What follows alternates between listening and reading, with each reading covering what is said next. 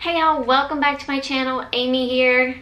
Super excited about today's video. I will be talking about my top male-male romances for 2022.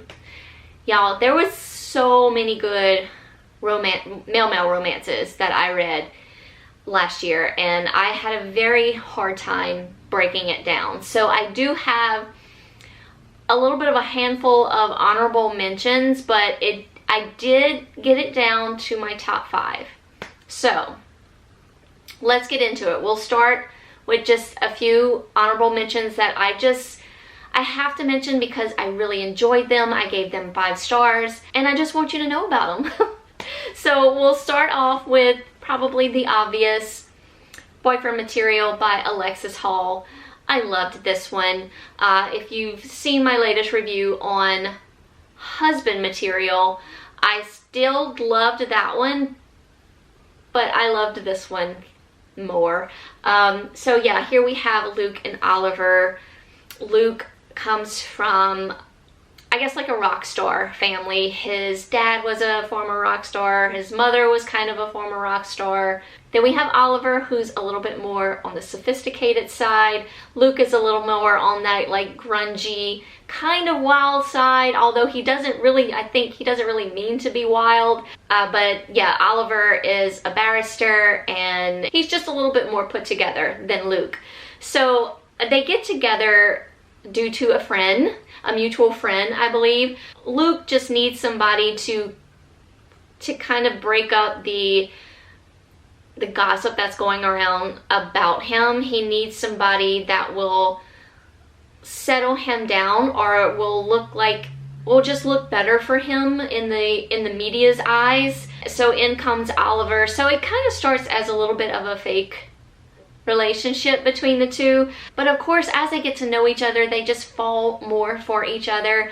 I really enjoyed like them just coming together and becoming more in their journey towards their relationship. Yeah, I just had a really good time with it, and just really enjoyed it. Very clean cut kind of book, not a lot of sexy time. I mean, it's there, but if you're looking for something, you're just kind of maybe getting into male-male romances, or you're not really big on the really heavy sexual scenes that a male-male romance can get into, Boyfriend Material is here for you, as well as Husband Material. It was good as well.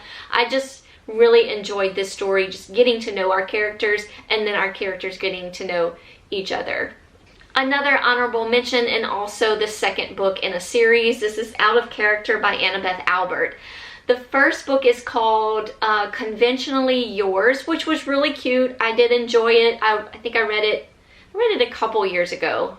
Or no, maybe I did read it the year before last. I don't remember. But anyway, it's involved around this game.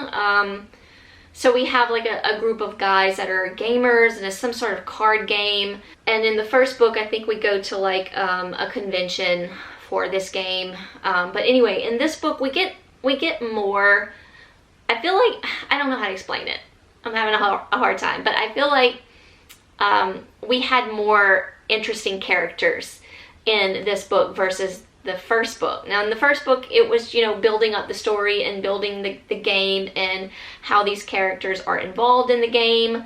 The game is kind of in the background. It's not necessarily, the relationship between the guys are really in the front of the story, but it does evolve around this game, this card game. I can't remember what it's called.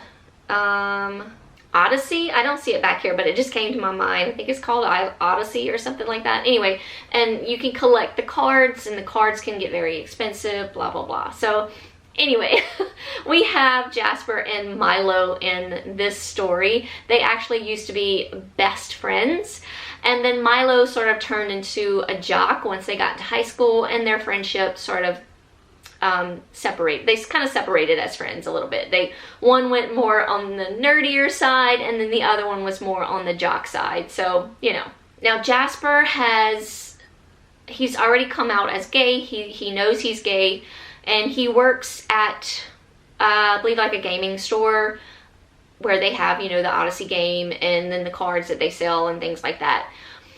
Milo, for some reason, loses his brother's Odyssey game card. Like some of the like really expensive ones or highly valued ones. So anyway, he goes to Jasper for Jasper's help in order to get these cards back for his brother. But there's a little catch. Jasper wants him to help him out at like a children's hospital and play like the cosplay roles of the Odyssey game, because these kids really enjoy the game, and Jasper's been going for a while, dressing up as like one of his favorite characters and just entertaining the children at this hospital. So he tells Milo, I'll help you, but you need to help me as well. So it was really cute as the guys sort of rekindled their friendship. I had a really fun time with it. Also, not very much into the sexy times. It's there, kind of, you know, it's there and happening, but it's not deep, like I said, like some of these romances can get into. So yeah, a very good series actually to dive into if you're interested in getting into male-male romance, or if you don't like the super steamy male-male romances. This one was really, really cute, and actually my favorite out of the two so far. I don't know if there's going to be a third one, but yeah, really cute, fun little book. I loved how they rekindled their relationship between each other and then possibly became more as Milo was opening up to his feelings for Jasper and just his feelings in general for like other guys or other men. Like I think that Milo sort of felt that connection, that he was possibly gay or bi, but never really opened up to it or experimented with it or even maybe thought much about it. He's just thought of himself as straight. He's dated a couple girls, but nothing ever came out of it. And then he's back with Jasper and feelings start to explode. So I love a character when they start to realize what their sexuality is and exploring that sexuality and just getting to know themselves. I love that about a character in some of these books, and this one was just like that, and I really loved it. I also want to give a shout out to N.R. Walker's Code Red as well as Code Blue. So here we have a group of guys that are in a boy band. So yes, boy band, male-male romances, exploring sexualities. Loved it, love it, love it, love it. Code Red is our first book, and it revolves around Maddox and Roscoe. Maddox is one of the guys in our boy band, and he is the bad boy. He is sort of more of the front man than any of the other guys. Think of him as the Justin of NSYNC, Justin Timberlake of NSYNC. That's who Maddox is.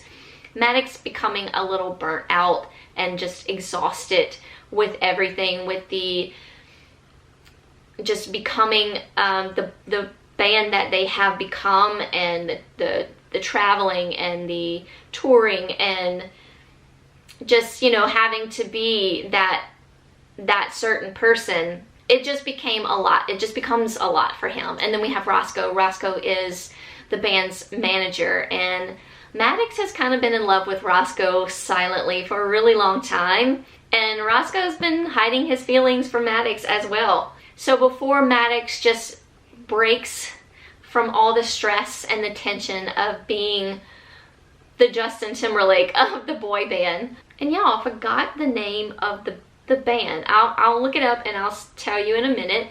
But yes, as Maddox starts to break, Roscoe comes in and does whatever he needs to do to ground Maddox. And this is where their feelings for each other start to just open up. It's like they can't hold back anymore. Maddox is breaking, and Roscoe, he wants to be there for him. He feels for him. He wants him to be okay. But great story in Code Red. Absolutely loved it. And then we have Code Blue. This is Jeremy and Steve's story. Jeremy is in our boy band. I will figure out the name in just a minute. And then Steve is his bodyguard. Jeremy actually gets threatened in this story. So there's a little bit of a suspenseful edge to this story, as well as the realization of Jeremy's sexuality, I guess. And then of course how Steve feels towards Jeremy, how he's been trying to hold his feelings back. You know, he knows it's unprofessional to feel the way he feels for the guy that he is protecting. And once Jeremy gets these threats, Steve takes it upon himself that he has got to keep him safe. So as they're in like this little safe coven between the two of them, their feelings start to open up about each other, and Jeremy becomes curious about these feelings that he's having for Steve, and they explore those feelings, and it was so good. Actress is the name of the boy band for Code Red and Code Blue. I also listened to both these books via audio, and they were both narrated by Nick Russo, who is a fantastic male romance narrator.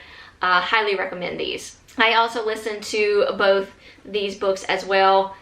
I'll have to look and see who this one was narrated by. I don't really remember, but Joe Jameson narrated this one as well as Husband Material. He does a fantastic job as well. And I'm not going to talk about these individually because there is there's 3 of them, but it's the Frat War series by Saxon James. I just had a really good time with this series. These guys were so much fun. So we have a group of college guys that fall for each other, basically. My favorite, I think, was the 3rd book, where our 2 presidents of our houses fall for each other. They were all a great time. I had a blast reading all 3 of these books. So I just wanted to throw out that series as well. And let's not forget about The Jock by Tal Bear. Oh, loved this story so much. The 2nd book was good as well, but this one, I don't know what it was. It was just like, I had so many emotions with this book. I was sad, I was mad. There was so much going on. So we have Wes, who is our jock, and he's a big time football player. That's all he's known his whole life. He was raised on a farm, you know, a good southern boy. He's known most of his life that he was gay, but he's never been able to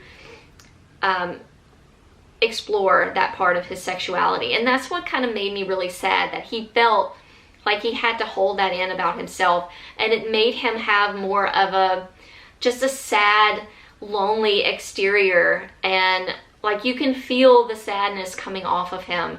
So, but then we have like this trip that I think he goes on for one of his classes. I think it's a French class, I want to say. And this is where he meets Justin.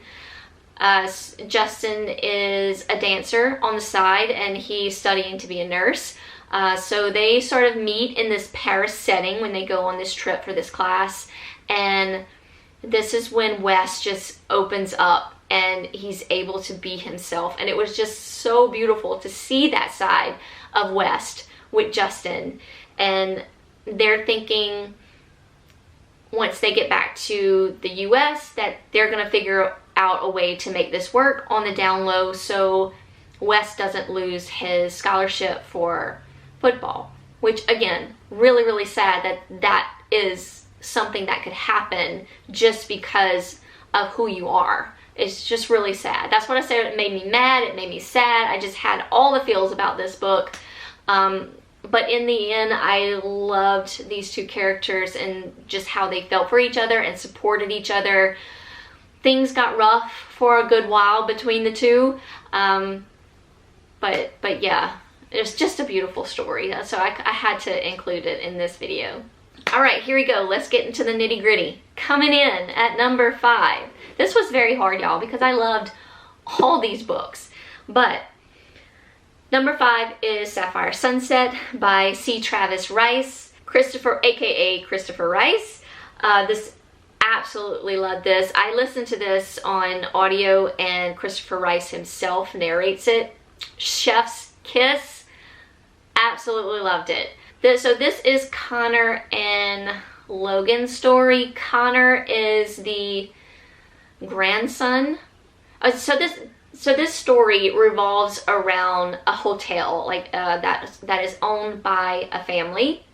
It is the Sapphire Cove, I believe. Yeah, Sapphire Cove Hotel. And Connor is the grandson, I believe, of the current owner. Like his grandfather opened it up. Anyway, Connor and Logan actually meet when it's basically Logan's first night on the job. Logan is ex-military, and he is hired as a security guard for the hotel.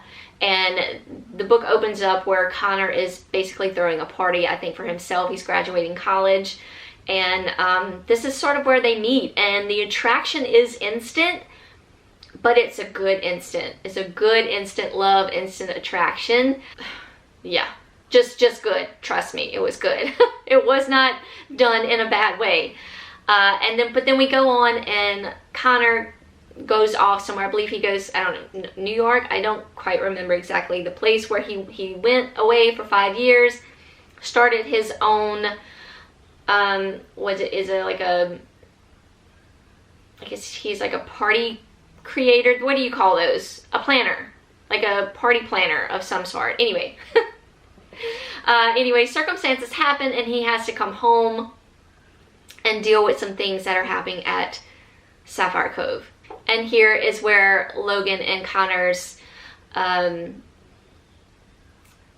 feelings, I guess, sort of flare up again. They kind of rekindle that fire again with each other. And then there was also like a little bit of a suspenseful sort of mystery twist in here as well that I really enjoyed. Some drama was going on down at the hotel.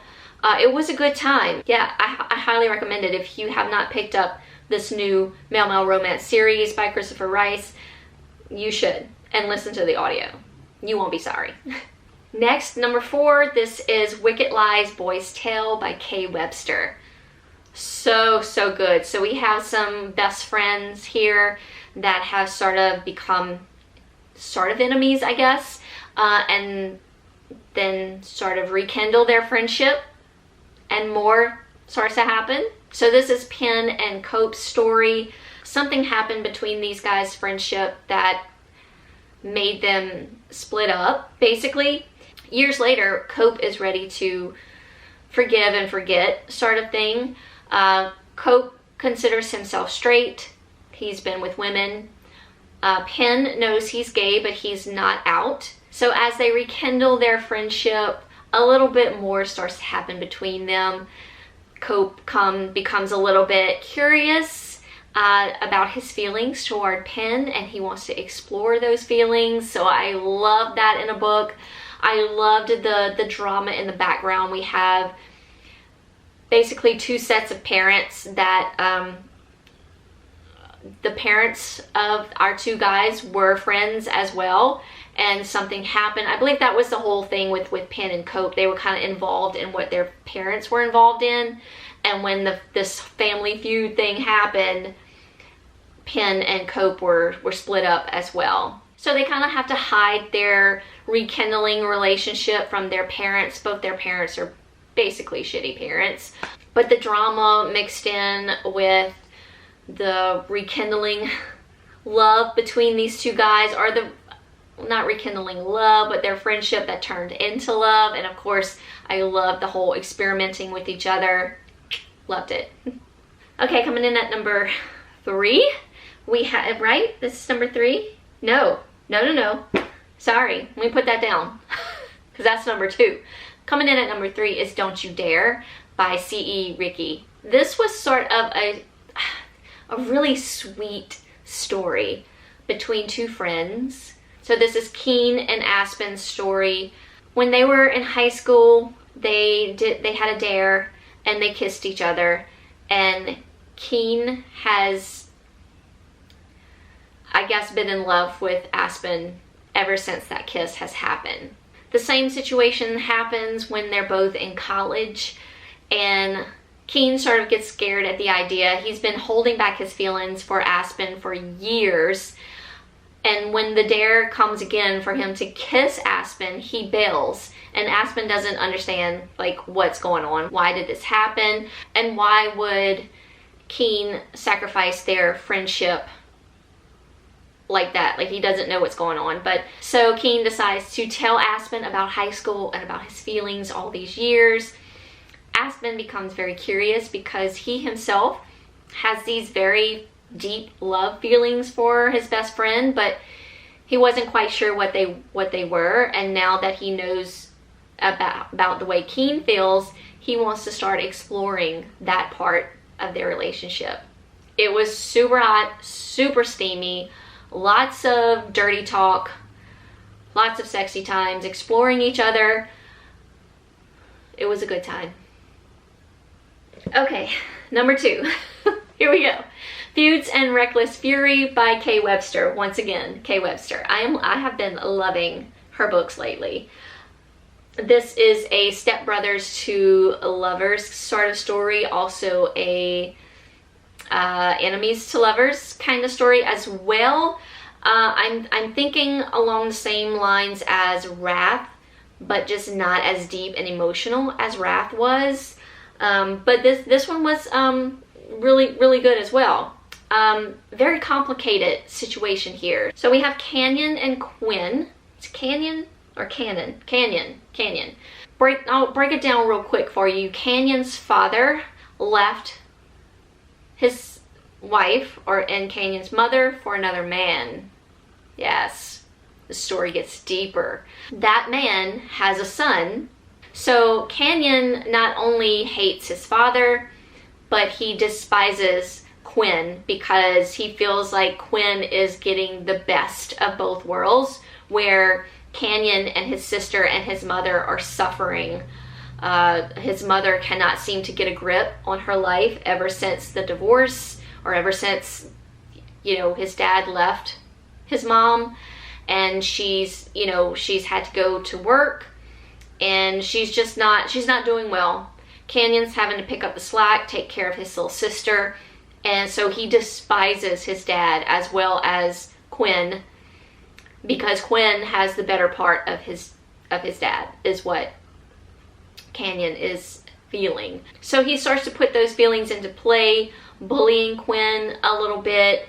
Quinn also has a little bit of a backstory. Quinn has actually been adopted by Canyon's dad's husband. I can't remember the names, but I'm gonna just call him Mr. Summers because it's Quinn Summers. So Mr. Summers has always known he was gay, and he's actually been in love with his best friend for years, which is Canyon's father. And they've sort of been having a little fun on the side for a couple years before Canyon's father decided that that's who he was and that's who he wanted to be. So it's complicated all the way around.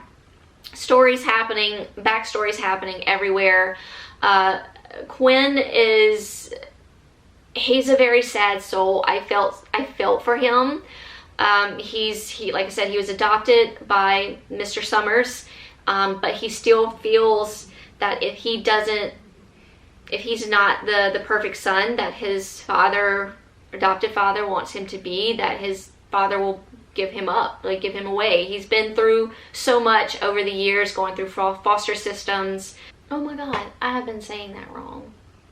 Y'all, I had my names mixed up. I'm like looking down, like all of a sudden as I was talking, I was like, wait, that doesn't sound right. Quinn Summers doesn't sound right. Quinn Summers is Alistair's adopted dad. So Alistair Summers is who I'm referring to, not Quinn Summers. Quinn Summers is the father of Alistair Summers, and Alistair is who Canyon hates so much. Sorry about that. Got my names mixed up there for a second, but the story's in my head and I absolutely loved it. So yeah, just a lot of drama going on here. A lot of bullying happening. But of course, things take a turn and Canyon seems to get a better feel of who Alistair is. And then yeah, they start to explore with each other as well. There was a little part of this book that really sort of kind of pissed me off in a way, because I was feeling like they were, you know, kettle black kind of thing. I don't want to give too much away about it, but lots of family drama, lots of things happening in this story. Very well done. Very much enjoyed it. Lots of experimenting between each other. A lot of sadness. Tears. I could go on and on. It was really good. Like I said, it's definitely compared to Wrath by Ellis James, but it's not as deep of a story. Now it has just more, it's involved with a little bit more like family drama than Wrath was. Wrath is more between our two characters and how one of our characters is just having a tough time with who he is, where this one is just because of the whole family drama thing and Canyon, what Canyon felt his dad did to his family, and then just hating Alistair because he seemed to have the perfect family and the perfect side of his dad. Just a great story all around. Yeah, loved it. Okay, and number one, y'all. I mean, this was a no-brainer. I knew from the very start, before I started like looking through my books of male romances that I read throughout the year of 2022, I knew this was going to be my number one. You and Me by Talbert. This was beautiful. A beautiful love story. Very slow burn, bisexual awakening story. Oh, I need to have this book in my hand. I really do. I'm sad that I have not bought it yet. So we have Luke. He's a single dad. His wife died a couple years ago. He's just been trying to raise his son the best he can. And there's a little bit of like some mixed communication between Luke and his son that has to do with his wife that has passed. She wasn't a good person, y'all. I'll just say that. She wasn't a good person. And she sort of put that distance between Luke and his son. And then we have Landon, who is also a single dad, but he seems to be thriving with his son. He is like the president of like the football club, like for the parents, because his son plays football with Luke's son, and they're really good friends as well. And Landon sees the sadness and sort of like the desperation that Luke is having, and like Luke is he's wearing it on his sleeves, like that connection. He wants that connection with his son the same way that Landon has his connection with his son. Landon's story is a little bit different. He was married to a woman, and he did not want to live a lie any longer, and he didn't want to put his wife through that situation any longer as well. So he decided to divorce his wife. He's also from a very religious type of family, so that move was a very hard and strong move for him to make.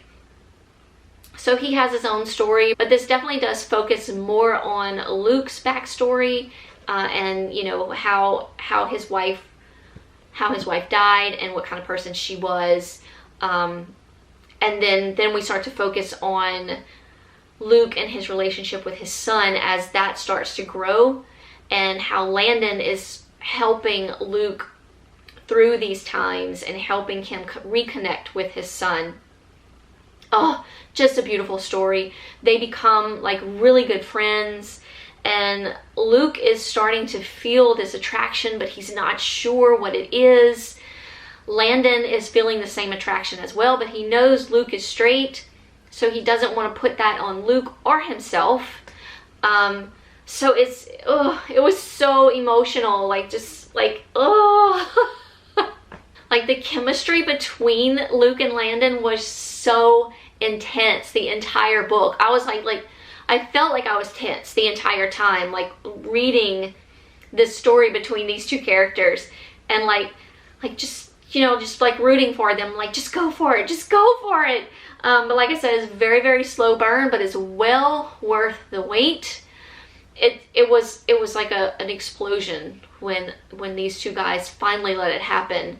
But there was still a long way to go between them, between their friendship, between their growing relationship, as well as their sons and how their sons would feel about this relationship. So just beautiful all the way around. So there it is, y'all. My top male romances, plus a good bit of others that I just had to mention because I love them just as much. But yeah, let me know in the comments, what were your favorite male romances of 2022? If y'all read male romances out there, let me know. I'd love some more good recommendations. It's like my top favorite genre. If you've been watching me for a while, you know this. And let me know if you picked up a few recommendations from this video as well. Yeah, let's talk about it in the comments. I love it. I love it. So that's gonna do it for my wrap up of 2022 as well. So I'll have all my videos linked down below. Also, don't forget about my giveaway. The giveaway will end once January ends, and so the part of the beginning of February, I'll have Michael start picking the giveaway winners, but you'll have to go over to my first video, which was the Books I DNF video. That is where the giveaway is happening, and just comment in that video what book you would like to receive from me. Also, you have to be subscribed to my channel, you have to like the video, and follow me on Instagram, because that's where I will contact you.